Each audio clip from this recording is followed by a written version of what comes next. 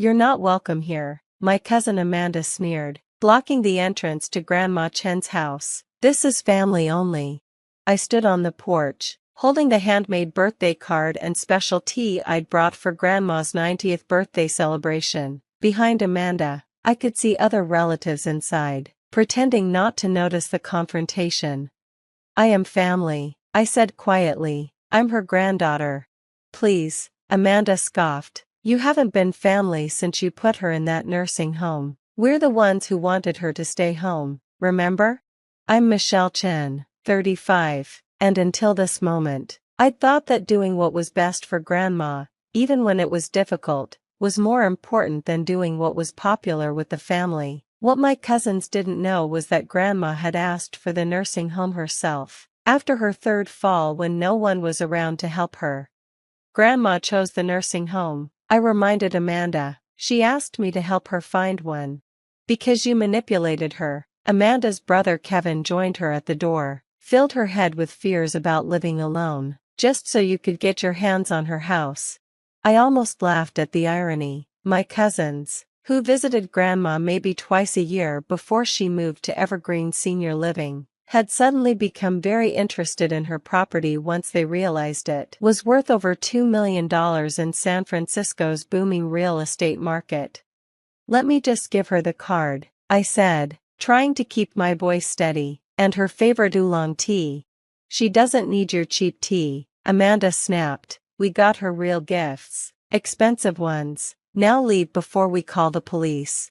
As I turned to go, I caught a glimpse through the window of Grandma in her wheelchair, looking around the room as if searching for someone. My heart ached, knowing she was probably wondering where I was. I'd visited her every week at Evergreen, bringing her favorite treats and spending hours listening to her stories about our family's history. What my cousins didn't know, what none of them had bothered to learn, was that those stories weren't just reminiscence, they were instructions, carefully shared over countless afternoons, about our family's legacy and what Grandma wanted for its future. Walking back to my car, I pulled out my phone and sent a text to Mr. Harrison, Grandma's lawyer. "They wouldn't let me in, just like you predicted." His response came quickly, documented. "Don't worry, everything is proceeding as your grandmother planned." 2 months later, I sat in Mr. Harrison's office along with Amanda, Kevin, and various other relatives for the reading of Grandma's will. She had passed away peacefully in her sleep a week after her birthday party, with me by her side holding her hand. My cousins had barely visited during her final days, too busy planning how to divide up her property. I'd overheard Amanda and Kevin arguing about who would get the house and who would take the valuable antiques Grandma had brought from China. "Before we begin," Mr. Harrison said, adjusting his glasses, "Mrs. Chen asked that this video be played." The room fell silent as Grandma's face appeared on the large screen. She was sitting in her room at Evergreen, looking directly into the camera with the sharp intelligence that had never faded, even in her final years.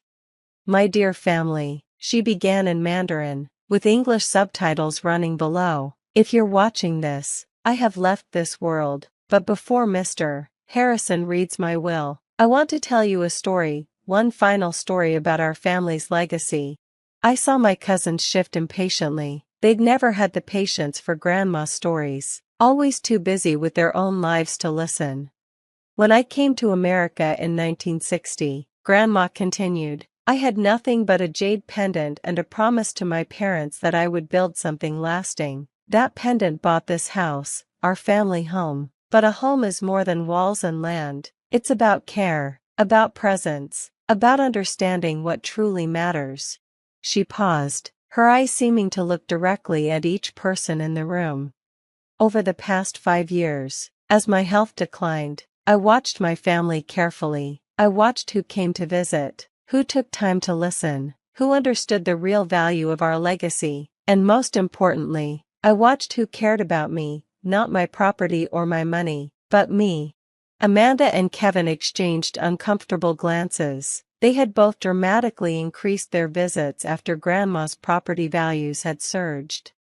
"Some of you," Grandma went on, "thought I was manipulated into moving to Evergreen. The truth is, I asked to go. After my falls, I was afraid. Michelle was the only one who listened to my fears, who helped me find a place where I felt safe, the only one who visited regularly, not to talk about inheritance, but to share tea and stories. I felt tears forming as I remembered those precious afternoons. Grandma had been teaching me, I realized now, preparing me for this moment. And so, she concluded, I have made my decision about our family's legacy. Mr. Harrison will now read my will. The video ended, and Mr. Harrison opened a thick envelope.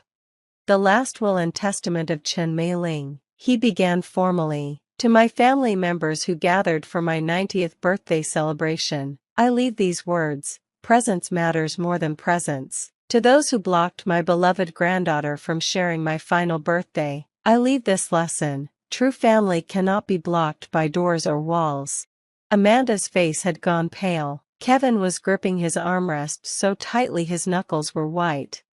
And to my granddaughter Michelle, Mr. Harrison continued, who understood that caring for me meant supporting my choices, who visited not for gain but for love, who kept our family stories alive in her heart. I leave everything: my house, my savings, my investments, and most importantly, the jade pendant that began our American journey. The room erupted in chaos. Amanda jumped to her feet, screaming about undue influence. Kevin started threatening legal action. Other relatives joined in, their voices overlapping in angry protest. Mr. Harrison calmly held up a hand. Mrs. Chen anticipated your reactions. She had 3 separate psychological evaluations confirming her competency. She documented every visit, every conversation, every attempt by certain family members to pressure her about her property. She also, he added pointedly, documented who prevented Michelle from attending her 90th birthday celebration. This is impossible, Amanda sputtered. The house alone is worth millions. 2.3 million at current market value, Mr. Harrison confirmed, along with investment accounts totaling approximately $4 million. Mrs. Chen was an astute investor. I sat quietly, remembering all the afternoons Grandma had spent teaching me about her investment strategy, showing me the careful records she kept, explaining why she chose certain properties and stocks over others. There's one more thing, Mr. Harrison added, producing another envelope, a private letter from Mrs. Chen to Michelle, to be read after the will. He handed me the envelope. Inside was a single sheet of paper with Grandma's elegant Chinese calligraphy. My dearest Michelle, you understood what the others forgot, that wealth is not measured in property or money, but in the time we give to those we love. The jade pendant is in the red box in my room at Evergreen, along with detailed instructions about our family's investments. Use them wisely, and remember to tell our stories to the next generation. With love and trust, Grandma. As my cousins continued to protest, Mr. Harrison distributed copies of the official will along with a thick folder of documentation supporting Grandma's decision. Every visit was logged, every conversation about property noted, every attempt to influence her choices recorded. Your grandmother, he told them firmly, was much smarter than you gave her credit for. She spent years planning this, watching and documenting everything. Any legal challenge would only serve to reveal your own actions in detail. Gradually, the reality of the situation sank in. My cousins and other relatives began leaving, some angry, some shocked, some already trying to figure out how to get back into my good graces now that I was the family's primary beneficiary. Amanda stopped at the door, turning back with tears in her eyes. Michelle, she began, we didn't mean dash. Yes, you did, I interrupted quietly. You meant every word, every action. You showed who you really are. Grandma just made sure there were consequences.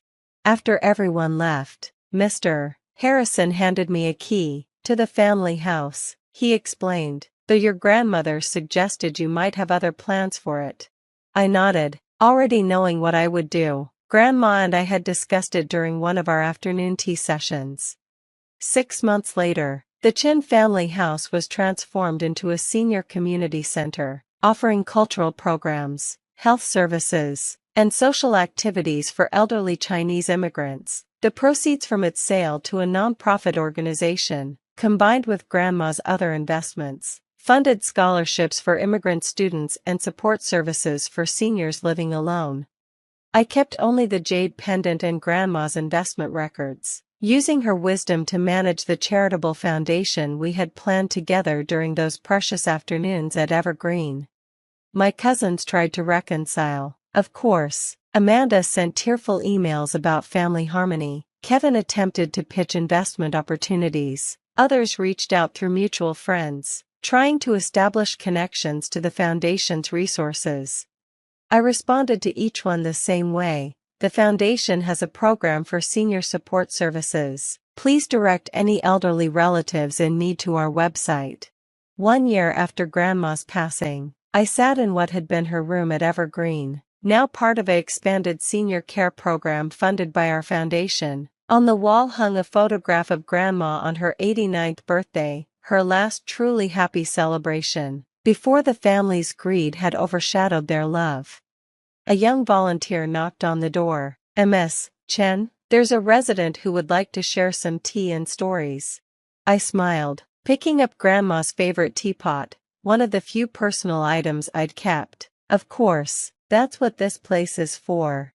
As I walked to meet the resident, I wore Grandma's jade pendant close to my heart. Its value wasn't in its worth, but in its story, the story of a woman who came to America with nothing but hope and wisdom, who built a legacy not of wealth but of understanding what truly matters. My phone buzzed with a text from Amanda. "Please, Michelle, we're still family." I didn't respond. Instead, I sat down with the elderly resident, poured 2 cups of oolong tea, and said what Grandma had said to me countless times: "Tell me your story." Because sometimes the greatest inheritance isn't what's written in a will, but the wisdom to know the difference between those who care about your money and those who care about you. 2 years after Grandma's passing, the Chin Family Foundation had become a respected force in the community. The senior center thrived, the scholarship program helped dozens of students, and our support services reached hundreds of elderly immigrants. Amanda and Kevin had both moved away, unable to face the daily reminders of their actions. Other family members drifted apart, their bonds to each other apparently as superficial as their care for Grandma had been.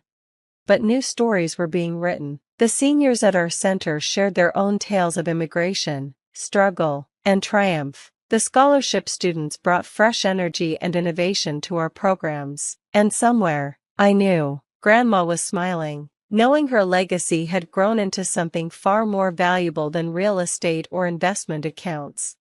Because sometimes the best revenge isn't about getting even, it's about proving that what others considered worthless was the most valuable thing all along. Even if it takes a will reading to prove it.